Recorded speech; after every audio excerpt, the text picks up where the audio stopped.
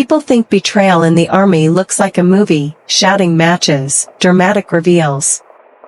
It's not. It's just paperwork. It's a signature on a sworn statement that deletes 10 years of your life and the time it takes to ink a page. I sat across from Sarah Miller for 3 years. We lived in each other's pockets. I knew the name of the dog she had when she was 6. And yet, when the CID investigator asked her if she saw me take the vials, she didn't hesitate. She didn't look like a villain. She just looked tired. Like she had finally found a way to stop competing with me. By the time this is over, you'll realize the army didn't just break Sarah. It broke the way I look at every person wearing the same uniform as me. Fort Liberty in July is a special kind of hell. Humidity so thick you can taste the CLP and the exhaust from the LMTVs. Sarah and I were the only 2 females in our MOS in the entire battalion. We weren't sisters, we were just the only 2 people who understood what it felt like to have every sergeant first sergeant looking for a reason to say you couldn't hack it.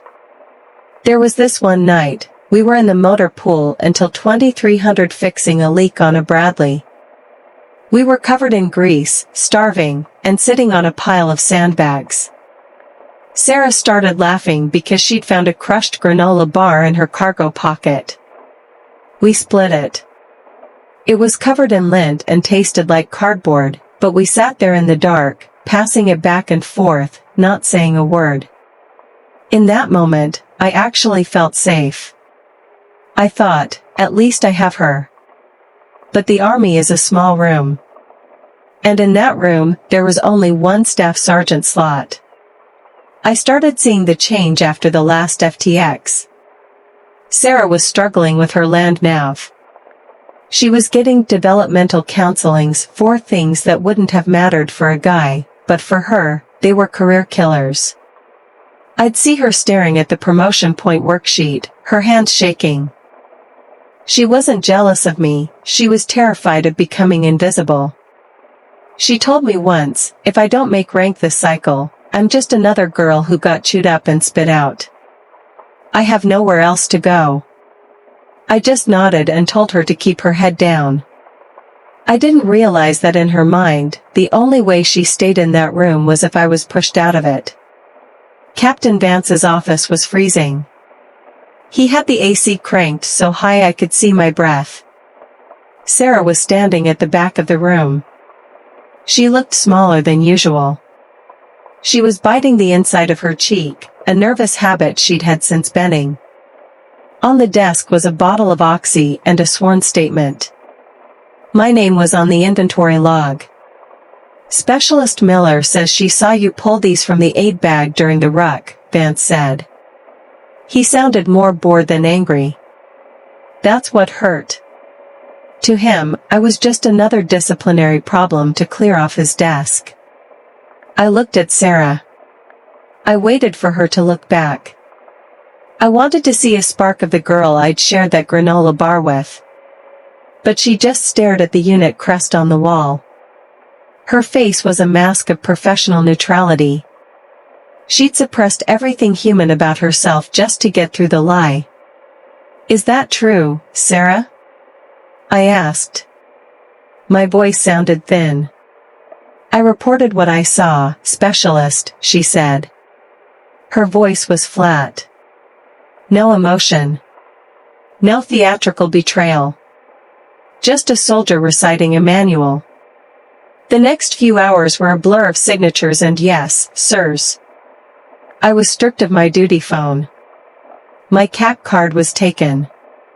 I walked out of that office and the barracks felt like a different planet. The guys who used to ask me for help with their gear suddenly couldn't find a reason to look at me. It was a silent, collective withdrawal. I wasn't a soldier anymore. I was a liability. For the next month, I didn't exist. I was assigned to white space details, picking up trash along the perimeter fence, scrubbing the grout in the latrines with a toothbrush. I stopped sleeping. Every time I closed my eyes, I'd hear the sound of the captain's stapler hitting that sworn statement. Thwack. 10 years gone. Thwack. Career over. I started checking my wall locker 5, 6 times a night. I was terrified someone would plant something else. I'd sit on my bunk at 0200, staring at the door, waiting for the MPs to come back. Sarah got the slot. I saw her across the quad, wearing the new stripes. She looked exhausted. She wasn't celebrating, she was just surviving. I started noticing Sergeant Harris, the supply NCO, hanging around her.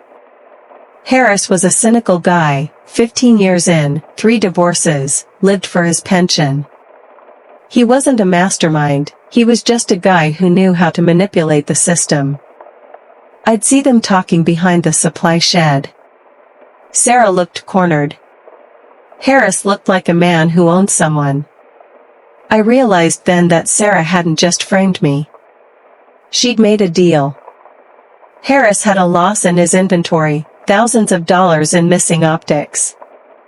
He needed a distraction, and Sarah needed a slot. It was a professional trade. My life was the currency. The paranoia turned into a cold, hard clarity. I didn't want revenge. I just wanted to stop feeling like a ghost. I spent my extra duty cleaning the supply office, but I wasn't scrubbing. I was watching the printer. I was looking at the shredder bins. I was looking for the numbers that didn't add up, waiting for the system that Sarah loved so much to finally turn on her. The end didn't come with a shout. It came with an audit. I'd flagged the inventory discrepancies to the IG office, anonymously. I didn't mention the drugs. I didn't mention Sarah. I just mentioned the missing optics. I knew that in the Army, paperwork is the only thing that never lies. The CID agents arrived on a Thursday. They went straight to Harris. Men like Harris don't have loyalty, they have self-preservation. Within 2 hours, he had given them everything. He told them about the optics, and then he told them about the deal he made with the girl who was desperate for a staff sergeant slot. I was in the hallway when they led Sarah out. No handcuffs. No movie moment. She just had her head down, carrying a small plastic bag with her personal items. She looked like she had finally run out of air. We locked eyes for a split second. I expected to feel a rush. I expected to feel like the winner. But I just felt sick. I saw the girl from the motor pool, and I realized we were both just casualties of a system that didn't have enough room for both of us. "I'm sorry," she whispered as she passed. It wasn't a dramatic apology. It was just the sound of a broken person. I didn't say anything. There was nothing left to say. I got my rank back. I got my excellence rating back. But I didn't get my life back. I sit in the mess hall now and I look at the new privates, and all I see are potential statements. I see threats. I don't mentor anymore. I don't share granola bars in the dark. I just do my job and I wait for the next Tuesday. Sarah is gone. Harris is gone. But the pressure that made them is still here. Sometimes I wonder if I was just luckier than Sarah. If I had been the one drowning, the one with $300 in the bank and a career on the line, would I have reached for the knife? Would you? People like to judge Sarah, but the Army doesn't build sisters. It builds survivors. And survivors don't always play fair. I kept the stripes. But I don't think I'll ever feel like I'm wearing them. I just feel like I'm holding on to them until the next person decides they need them more than I do.